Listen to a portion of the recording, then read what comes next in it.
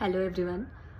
तर मी आज सहज विचार करत होते आणि एक गोष्ट माझ्या लक्षात आली, ती म्हणजे आपण रोजच्या रुटीनमध्ये इतके व्यस्त झालो असतो ना, की कधी-कधी आपल्याला कोणती गोष्ट आनंद देते आहे किंवा कोणती गोष्ट करायला आवडते आहे, याकडे लक्ष न देता आपण त्या रॅट रेसमध्ये अडकून जातो.